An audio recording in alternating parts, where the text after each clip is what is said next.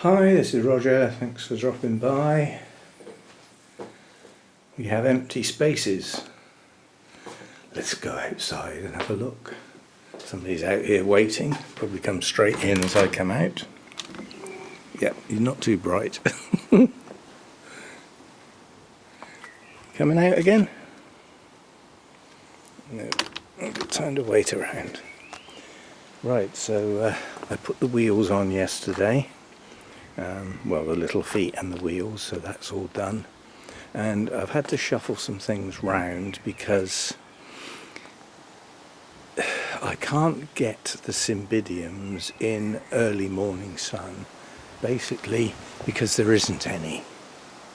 It doesn't really exist. It exists for about 20 minutes, so it's hardly worth bothering with. However, we do have late evening sun, which is here. Yeah? So I need to be able to wheel that to there. So I've had to move the bonsai to clear that space out. So that little bit of staging that was there, it's got a couple of bonsai on, mainly because there's nowhere else to put them. And these are bonsai that don't want the sun. These are maples. And my Acer, not Acer, azalea, I'll get there in a minute, that's coming into flower at the moment. Yes, so these bonsai are fine here. They won't get any sun there. At the time of year when they need some sun to get their autumn colour, I suspect the Cymbidiums will be back inside by then. So, you know, we can shuffle things around again towards the end of the summer. But the hose is in the way, but that's easy enough to move. You have to bear in mind the Cymbidiums will only need to go over here to get that sunshine when I'm here and it's a sunny day. Otherwise they stay where they are. But they're already getting rained on. That'll be new for them. So give the leaves a nice rinse off. It's very fine rain at the moment, so you know, and I'll have to watch out for wind. What I think I might do is literally get some bonsai wire and put it over the edge of the pot and round the staging to actually strap them on. It means they'll be permanently placed, but rather than have them blow off the top of that staging in the wind, I mean, this is a sheltered corner really, if you think about it. Any wind coming in from this side is going to come up over the fence. This is a very sheltered garden here, and any wind that comes from this direction is obviously buffered by the hedge and the tree. So there's not a lot of wind around in the garden, quite honestly. It's out sort of there is a bit. But yeah, so anyway, the Cymbidiums are out. I shall watch the night temperature, but I don't think I need to worry, quite honestly. You know, my nights in the grow room are still going down to 15, and outside last night it went down to 13. It was only a couple of degrees difference. I'm really not that fussed, so I don't think it's worth hardening them off, the bother of hardening them off, if you know what I mean. So yeah, I mean, they're all looking pretty good here, and we've got nice new growths coming. This one's got 3, one's pushing on quite ahead of the other 2. It's got 4, come to think of it, so this one's coming on nicely. Here we've got new growths coming out here. Another one in here. Yeah, so new growths coming on this one. This one over here has got quite a lot as well. There's the new growth pushing on here, so it's sort of disguised. Another one here, another one next to it, so plenty of new growths coming. And then this one over here has got stacks as well. So I'm pleased with the way they've grown, and I hope putting them outside doesn't bash them around and, you know, damage all the leaves and everything, because the leaves on these are looking good at the moment. All nice and green, and they're not all bent. You know, you get a lot of Cymbidiums have got bent leaves, and once they get a kink in them, like this one for instance, it's permanent, it doesn't ever go away. And I've seen, you know, people put Cymbidiums in shows where all the leaves are like that. So I'm hoping these will hold their shape, being outside. So that's what I'm on about. That's a kinked one there, yeah.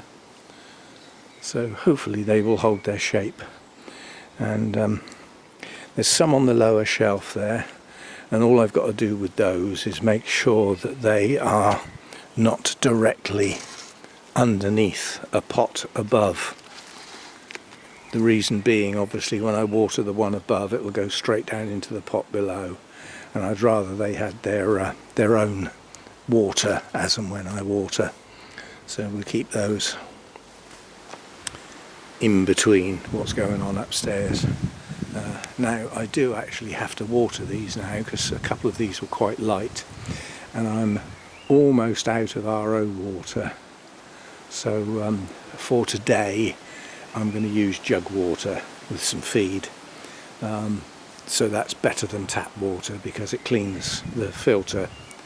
The Brita filter cleans out a lot of the takes out the calcium, which is the wrong sort of calcium anyway, so it's calcium carbonate that's not really absorbed by plants, so it's not a lot of good.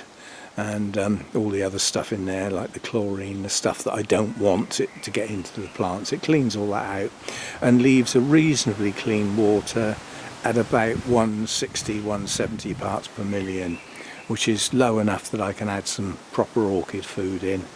I'll mix it up in the watering can, I think it'll be easiest, and then come out and give them a good water, so that you know, they get a good start to their outside life. And yeah, I'll just have to not forget them. And the other thing is, I don't think, depending on the type of rain, I don't think the rain can be relied on to water them thoroughly, to get right down through the pots, if you see what I mean. You know, you sometimes get rain that, for us humans, we think, God, I'll get soaking wet if I go out, but you don't really. You know, it doesn't get right down into large pots like this, so I have to keep my eye on the watering, make sure I can always pick them up and feel how heavy they are. So there we go, Cymbidiums are out. And now I can rearrange the grow room and put things in different places, because I've got room. So that will be good.